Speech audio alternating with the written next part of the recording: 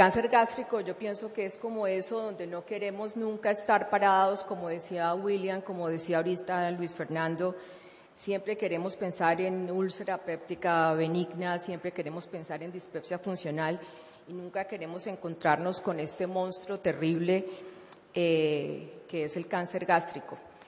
Y yéndonos a algo que mencionó Mauricio hoy por la mañana, decíamos, tenemos que irnos a las bases. ¿Y dónde están las bases del tema de cáncer gástrico? Nosotros tenemos un modelo humano, él como individuo, que fue el doctor Pelayo Correa, quien se formó en la Universidad de Antioquia y luego ejerció los principios de su carrera como patólogo en la Universidad del Valle.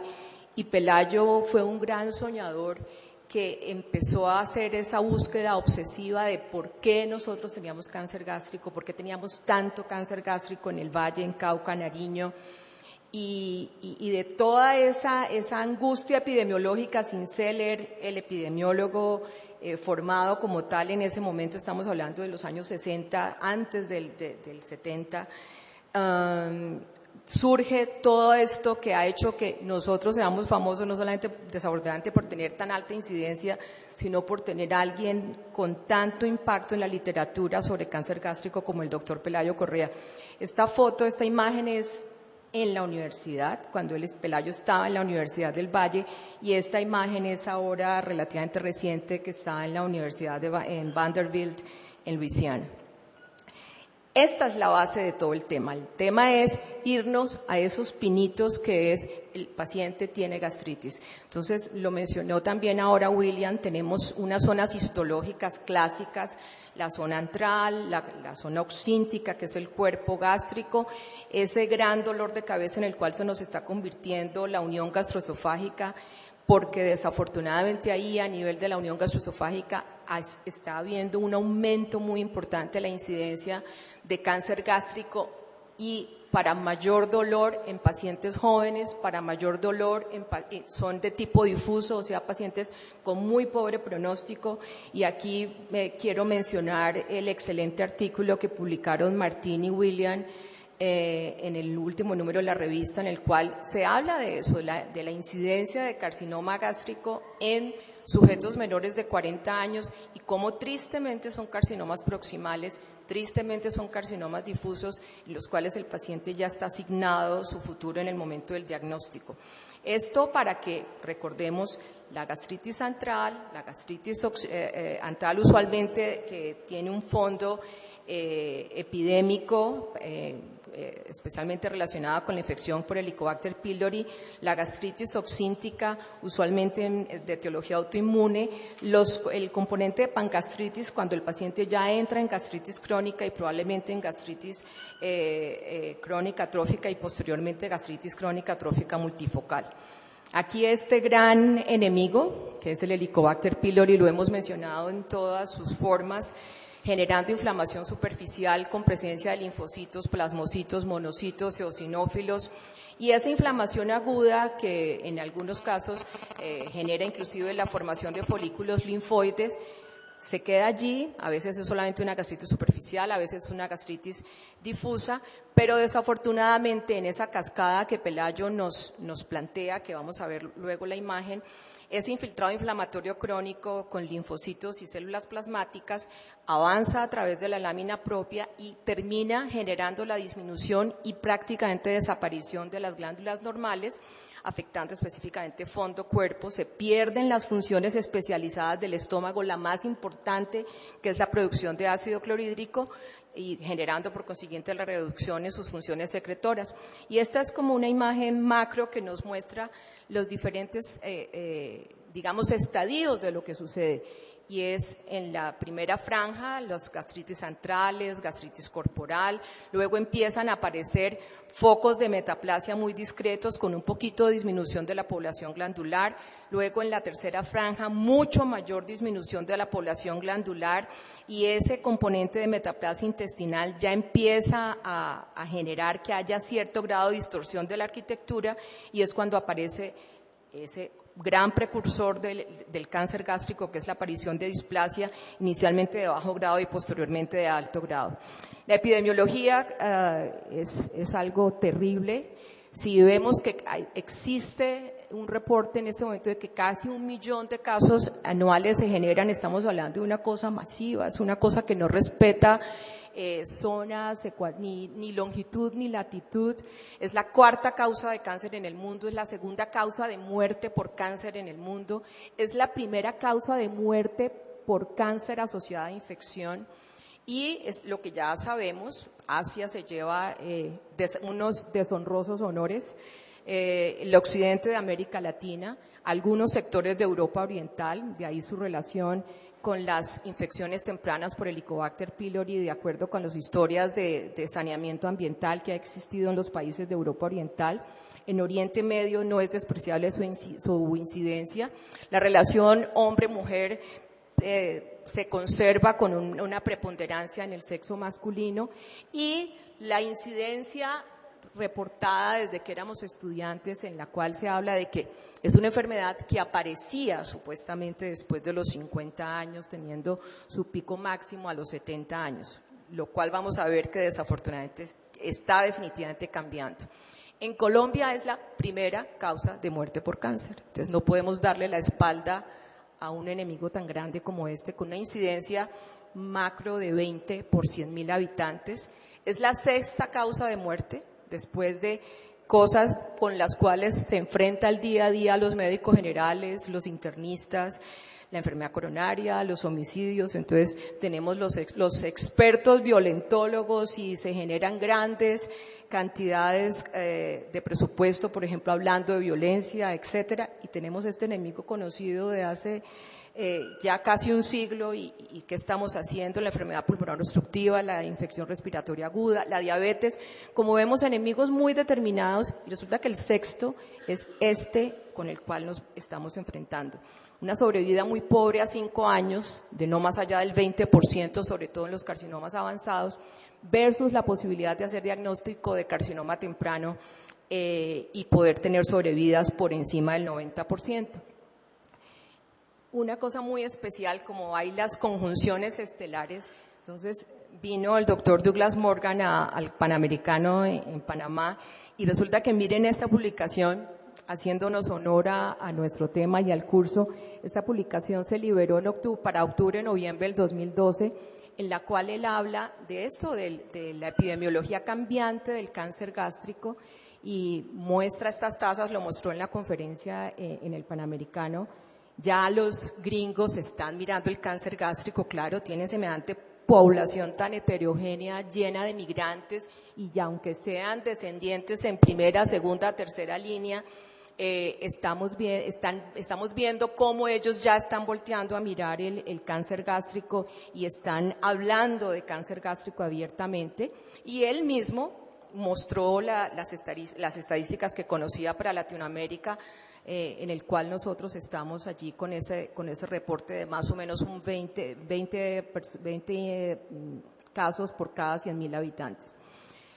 ¿Qué ha generado un cambio, entre comillas, en la incidencia? Que fue lo que se habló, que después de casi 50 años de hablar y especular del tema, el uso de la refrigeración, el acceso de la población a poder refrigerar los alimentos, y generaba que hubiera mejor preservación de frutas y verduras, entonces la población estaba consumiendo más factores protectores, estaba disminuyendo la necesidad de salar los alimentos, lo cual era necesario cuando no se disponía de refrigeración, y dentro de ellos las sales de nitro tan utilizadas a todo nivel, porque los europeos han sido campeones en utilizar formas de preservación con sales de nitro, en todas las charcuterías en diferentes países. Lo que pasa es que ellos no comparten nuestra genética, entonces no podemos decir, ¿y por qué a ellos les da y a nosotros no? Es que nosotros tenemos otros genes definitivamente. Y la disminución de la contaminación por carcinógenos en los alimentos nos estaba mostrando una supuesta disminución de la incidencia. Lo otro que también se dijo, y lo estamos oyendo mencionar ahora con William y Luis Fernando, uno creería que estamos empezando a ver en cierta forma una disminución de la infección por Helicobacter pylori. Probablemente las personas que llevamos más de 10, 15, 20 años vemos como de pronto, oh, sorpresa, nos encontramos gente con primera endoscopia en su vida, gente de 40, 50 años y no tienen Helicobacter, cosa que muy probablemente hace 10 o 15 años no veíamos. Hay un incremento en el tamizaje en algunos países, por consiguiente eso ha generado que aparezcan lesiones tempranas que son susceptibles de ser seguidas, de hacer manejos intervencionistas en forma temprana, y lo que estábamos mencionando, el aumento de la incidencia en pacientes jóvenes, específicamente la forma cardial y desafortunadamente el tipo difuso. Y una cosa que para la literatura actual genera una cosa muy linda, que es lo de hablar del enigma geográfico y el ancestro bacteriano que tiene el Helicobacter pylori. Entonces, se generan estos dos conceptos. ¿Por qué, si somos, entre comillas, la misma gente? ¿Por qué la gente en la costa atlántica, la gente en la costa pacífica, teniendo incidencias muy similares de la presencia de Helicobacter pylori, no tienen la misma incidencia de cáncer gástrico como sí lo tiene la población de montaña? Y lo otro, el enigma africano con respecto a por qué lo mismo, los africanos teniendo la misma cantidad de Helicobacter pylori no tienen el cáncer gástrico que nosotros tenemos.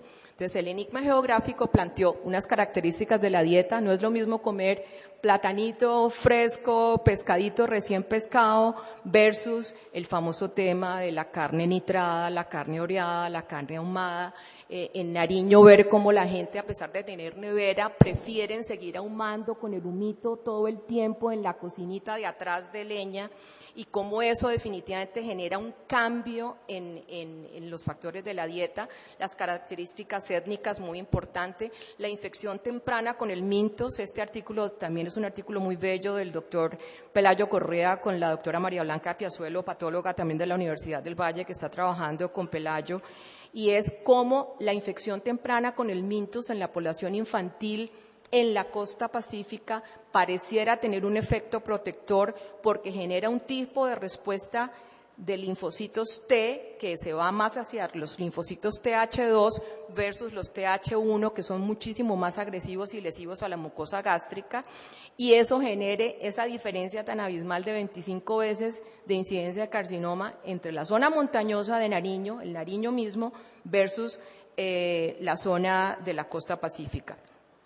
Y esto está ligado a entonces lo que ya se encontró otra persona con unos estudios muy bellos, que es el doctor Luis Eduardo Bravo, que es el director actual de la Oficina de Registro de Cáncer Patólogo, en el cual se muestra cómo se evalúan las cepas de Helicobacter, y definitivamente la cepa africana se quedó en la costa pacífica, y desafortunadamente la cepa europea, mucho más agresiva, mucho más virulenta, se quedó en la zona montañosa. Pero igual, volvemos al tema, tiene que haber una susceptibilidad genética, y eso está dado por, aquí sería infinito, sería como Cherezada, motivo de que siguiéramos hablando noche tras noche con respecto a toda esa multifactorialidad que tiene el cáncer gástrico. Entonces, no solamente es tener o no el Helicobacter, sino que si tenemos unos genes susceptibles, por ejemplo esto, que es una cosa que se ha detectado en la población de montaña, que es la codificación de la interleuquina 1 beta, hace que esa mucosa gástrica sea mucho más fácil de agredir que otro tipo de sujetos y otro tipo de poblaciones. Aquí, esto que para los cirujanos que nos honran con su presencia es una cosa que es el pan nuestro de cada día, y como yo siempre digo, ustedes, los cirujanos que han visto sangrar la aorta, ustedes no se asustan cuando anatómicamente nosotros decimos un momentico despacio, déjeme, yo vuelvo y repaso mentalmente cómo es la suplencia vascular. Eso para nosotros es muy importante cuando estamos entregándole nuestro paciente al cirujano, y uno le tiene que decir, bueno, ¿usted qué le va a hacer? ¿Y cómo así? ¿Por qué? Porque uno tiene que tener, así sea momentáneamente, ese recuerdo de cómo es la suplencia vascular y cómo es el sistema linfático. Entonces, la suplencia vascular está dada básicamente por el tronco celíaco, y las dos grandes suplencias la dan la gástrica izquierda y la arteria hepática común. Eso es para ellos, los cirujanos y los cirujanos oncólogos, lo que generan los planes de resección. Este otro planteamiento anatómico y morfológico también nos enriquece como clínicos para que recordemos esas 5 capas clásicas de la pared gástrica, que son las que permiten la utilidad de la evaluación por ultrasonido endoscópico para la estratificación de los tumores. Y lo que ya mencionábamos, hablando de gastritis, nuevamente toma gran importancia cuando estamos hablando de los carcinomas proximales, los carcinomas de cuerpo medio o los carcinomas distales para el tipo de resección planteada. El drenaje linfático dado básicamente por el eje celíaco en su mayor componente y grupos nodales alternos como son los del hilo esplénico, los suprapancreáticos, los de la porta hepatis y los gastroduodenales en un menor porcentaje. Hablar de presentación clínica obviamente es un pleonasmo cuando estamos hablando de clínicos y especialistas, entonces no podemos hablar de si hay disfagia, si hay llenura, si hay saciedad, eso lo aprendimos cuando éramos estudiantes de cuarto y desafortunadamente eso es lo que el paciente nos lo va a referir como síntomas. Lo que uno quisiera es poder determinar una queja incidental que generara que pensáramos que los pacientes que los vamos a rotular como dispépticos funcionales, una queja incidental pudiera generar una endoscopia realizada a tiempo y pudiéramos detectar carcinoma temprano, porque ahí es la discrepancia con respecto al concepto de qué son los signos de alarma. Cuando un paciente tiene signo de alarma, que sería digamos, como lo que yo quisiera discutir cuando alguna vez hagamos esa discusión de la incidencia en los pacientes menores de 40 años, Martín, es que cuando uno dice hagamos endoscopia, cuando el paciente tiene pérdida de peso, saciedad temprana, o ha hecho hematemesis, o ha hecho melenas, en un paciente menor de 40 años está muerto y enterrado. Entonces, no hay nada que hacer cuando sigamos esperando signos de alarma para estar de acuerdo con el sistema de salud que no se le pide endoscopia temprana a un paciente hasta que no tiene una bandera roja en la cual ahí pegada está la lápida. Entonces, eso yo pienso que es una cosa que tenemos que replantearla y enseñarla y pelearla, y es que los signos de alarma, tenemos que empezar a abolir ese tema de signo de alarma porque los pacientes ya no tienen opción cuando tienen un signo de alarma.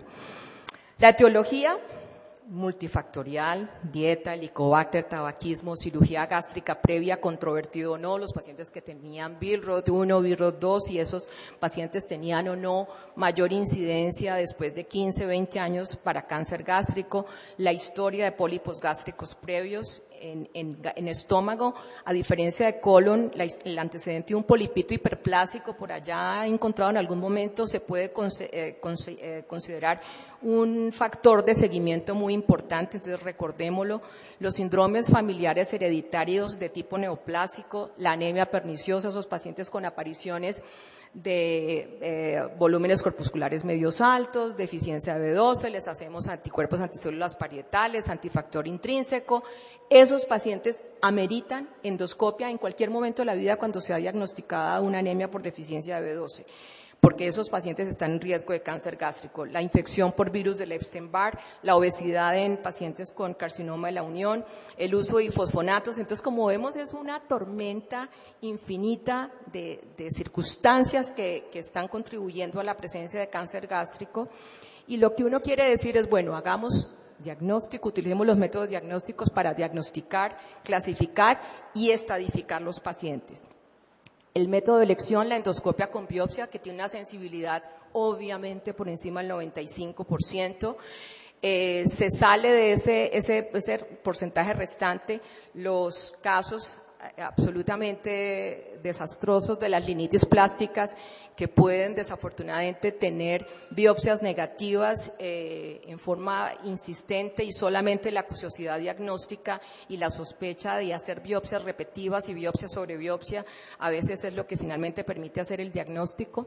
La utilidad del ultrasonido endoscópico para la estadificación de los pacientes con carcinoma temprano. Entonces aquí entra a jugar otra circunstancia muy especial, y es lo que nos dicen los japoneses, es ellos que son los padres del ultrasonido endoscópico, es si usted tiene sospecha de que es un carcinoma temprano, hágale disección endoscópica a la submucosa. Es la mejor biopsia, no se enrede pensando si tiene o no tiene más allá de la SM1, si tiene más o no de 500 micras de espesor de la pared comprometida. Ellos dicen, no lo dude, si usted cree que es un temprano, hágale y beneficie al paciente de un procedimiento mínimamente invasivo con complicaciones que ya sabemos que existen, versus los pacientes en los cuales definitivamente estamos muy ciertos de que no es un carcinoma temprano, es un carcinoma probablemente intermedio, y ahí tiene una utilidad muy importante el ultrasonido, porque el ultrasonido tiene muy buena valoración para cuando esos amados cirujanos van a decirnos, le vamos a hacer una disección, un R1, le vamos a hacer un R2, porque el ultrasonido se pone por encima inclusive del TAC y de la resonancia para determinar si tiene ganglios perigástricos o no realmente positivos, y permita decir, su paciente va a ir a una resección de X o Y tipo. La serie gastroduodenal muy abandonada, Dios de paz. Yo voy a pedir de una vez oficialmente canoa porque me falta. Que ustedes me dicen ya, bájese y listo, picho pacho. La serie gastroduodenal para pacientes con estenosis que impidan un primer abordaje endoscópico, pero sabiendo que ese paciente va a tener que ir a una dilatación si tiene una lesión estenótica y a toma de biopsias, la escanografía, la resonancia para estratificar, y la parte gris del tema, que es definir si la biopsia nos dice que es con un intestinal y tenemos alguna opción, o si es un difuso y la cosa está supremamente comprometida. Ahí hablando de endoscopia y biopsia y poder definir con ultrasonido y con todos los otros métodos si estamos ante un temprano o un avanzado.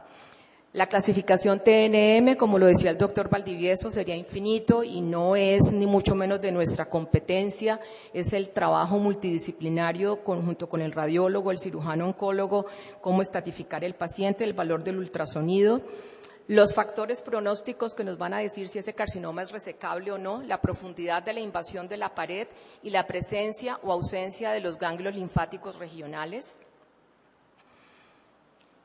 La estratificación final, que nos dicen entonces en qué estadio está nuestro paciente y por consiguiente la posibilidad y las tasas de sobrevida.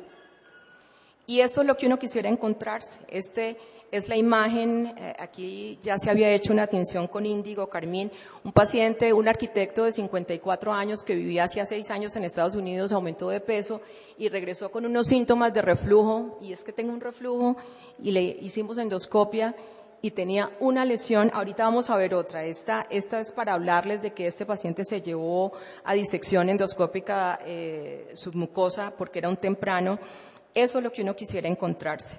Versus el tener que ofrecer al paciente cirugía, gastrectomías, en la cual, a diferencia de esófago, como nos mencionaba el doctor Valdivieso, aquí sí es supremamente importante el establecer que haya los 5 centímetros respetados de margen proximal y distal, el poder decir si el paciente va a ir a una resección 1 o una resección 2. La literatura y la National Conference Cancer dice que definitivamente si el paciente es posible hacerle una de 2, hay que jugársela con una de 2, porque en algún momento nos dijeron no, aumenta la morbimortalidad. No, si el paciente lo van a llevar a cirugía, tienen que hacer algo que valga la pena y ya veremos cómo seguimos el paciente. La quimio y la radio, tanto adyuvantes o en neoadyuvancia, desafortunadamente, pues son ese último hilito y hálito que le queda a nuestros pacientes, a veces para tratar de hacer citorreducción y poder llevar el paciente posteriormente a cirugía. Este es un caso que es el caso doloroso que uno no quiere encontrarse. Eso es una niña de 21 años, hija de una secretaria de radiología que es una niña. Esa madre es una niña de 46 años y esta es su bebé. Y su bebé tenía 3 meses de síntoma, una sardina que está estudiando una administración, una cosa, le estaba yendo súper bien, y que el estrés y que los parciales. Y esta bebé tenía esta lesión que es un difuso, está en quimio, el oncólogo dice que no tiene enfermedad a distancia. y el oncólogo nuestro y el grupo de oncología le están dando quimioterapia para intentar hacer citorreducción y llevarla a una gastrectomía. Tiene 21 años. Entonces, tenía 3 semanas, entre comillas, de síntomas. Entonces, aquí ni siquiera la acuciosidad diagnóstica, aquí no hay nada que juegue. Entonces, ante eso, voy a mostrarles. Esto es lo que Pelayo planteó en el año 70. Pelayo planteó que había algo que aparecía cercano a los tumores, que había un epitelio raro, que él empezó a hacer cortes finos y cortes cercanos a las masas y que era lo que era la metaplasia intestinal. Entonces, esta debe ser nuestra gran persecución y este es el mensaje de llevar a casa. Esto es lo que yo quisiera que saliéramos a buscar obsesivamente. El carcinoma nos atropella y se nos choca el endoscopio con el carcinoma. Pero lo que uno quiere realmente encontrar y buscar es metaplasia intestinal, que puede ser multifocal. Tenemos que hacer las búsquedas. Este es el reporte de Pelayo del 70, en el cual les decía, hay que ponerle bolas a algo que se llama metaplasia cuando todavía no conocíamos de la existencia del Helicobacter pylori. La cascada de Pelayo.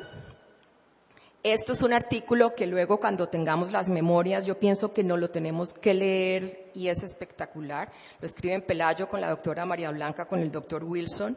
Los 2 tipos de metaplasia, la metaplasia intestinal completa con borde en cepillo, la incompleta, los tipos de mucinas que podemos hacer y podemos pedir para clasificar aún más el paciente.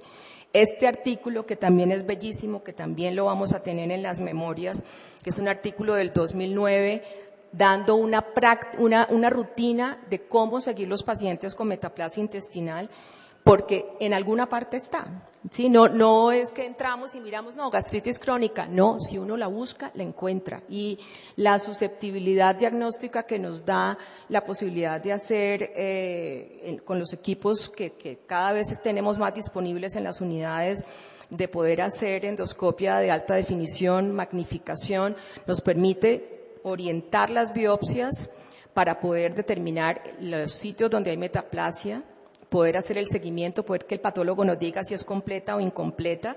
Aquí están los doctores Warren y Marshall, que no sabían en el 83 cuando nos presentaron el Helicobacter pylori, lo que nos estaba dando como pie para aunado a lo que ya conocíamos de la cascada con Pelayo de metaplasia, poder hacer alguna intervención. Y la siguiente fase, que es la aparición de la displasia gástrica, que es la neoplasia no invasiva, la neoplasia intraepitelial que podemos tratar.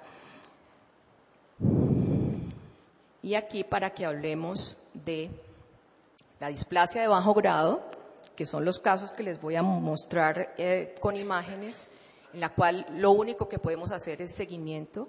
Las displasias de alto grado, en la cual ya hay pérdida de la arquitectura, hay pleomorfismo, en las cuales es susceptible de ser llevado a resección endoscópica, a disección endoscópica. La variabilidad interobservador, que es la gran discusión que existe entre los patólogos orientales y los patólogos occidentales y entre nosotros, porque no lo que para un patólogo es una displasia de bajo grado, nos podemos quedar allí, o por el contrario, para un patólogo es de alto grado, y revisar siempre con un segundo patólogo. Y una vez confirmado, definir si el paciente va o no va a disección endoscópica. Este es el gran artículo. Yo pienso que uno, después de que tiene la sensibilización de decir, sabemos que esto existe, que se llama el MAPS, que es el manejo de las condiciones precancerosas, de las condiciones y lesiones precancerosas. Ese es un artículo que es el artículo que resume todo el esfuerzo de estos grandes pensadores y filósofos sobre la incidencia de cáncer gástrico en poblaciones como nosotros, escrito con un grupo multidisciplinario que involucró americanos y europeos y orientales. Es absolutamente espectacular. Nuevamente, para mostrarles la primera parte en el reporte de la Asociación Americana de Gastro, en que está Douglas Morgan, el que cierra esa página es el doctor Correa, hablando ahora en octubre del 2012 de esa secuencia de metaplasia. apareciendo primero como gastritis crónica. Esta es una paciente de Sapulles, Nariño, que yo venía siguiendo desde el 2004 y hasta que finalmente apareció la displasia de bajo grado, ahí sigue, no ha tenido ningún cambio. Esto es el paciente que les acabo de mencionar, el arquitecto. Miren la lesión, era una lesión hacia la pared posterior y curva menor, una lesión geográfica muy superficial, y yo decía, no puede ser, lo único que ha tenido es síntomas de reflujo. Miren lo que tenía, y este paciente fue a disección endoscópica. Ese es el ultrasonido, Martín. Ahí está al frente la lesión, una lesión eminentemente intramucosa. Ahí está la que ya les había mostrado. Este es un paciente con una gastritis atrófica latenaz. Miren, no tiene pliegues, esto es entrando sin haber tenido la más mínima distensión, no tiene pliegues, deficiencia de B12, atrofia y metaplasia completa hasta el momento. Otro paciente en seguimiento por metaplasia, y apareció esto que yo, eso, como les digo, es para que hablemos infinitamente, cómo empieza uno a ver con luz blanca, con alta definición y luego con MVI, zonas en las cuales se pierde el patrón ese de los cerebritos, entre comillas, que decimos cuando vemos las florecitas de metaplasia, y en esos borrones, ahí está la displasia de bajo grado. Orientar las biopsias, y aquí coincidimos con Luis Fernando de por qué hacer endoscopia. Entonces, tan rico encontrarnos gastritis erosivas, tan rico encontrarnos úlceras gástricas. Y miren, creí que Gladys venía porque esto fue para nosotros un honor, pero ustedes no se imaginan el honor que fue cuando yo le dije al doctor Marshall: doctor, yo vengo de Cali, donde trabajó el doctor Correa. La sonrisa de Marshall, pues, de oír hablar de colombiano hablando del doctor Correa. Entonces, esta gente, estos soñadores, han hecho que esto que se ve como nublado, esto es la Torre de Cali en Cali, donde están invitados a que hablemos de cáncer gástrico, donde tenemos gente que nos ha mostrado históricamente cómo uno vigila, cómo uno espera, cómo sueña, pero que yo pienso que nos ha llegado el momento de actuar y de incidir en las políticas de diagnóstico temprano para que no nos siga tocando ver lo que a veces nos toca ver. Muchas gracias. Gracias y perdón por el tiempo.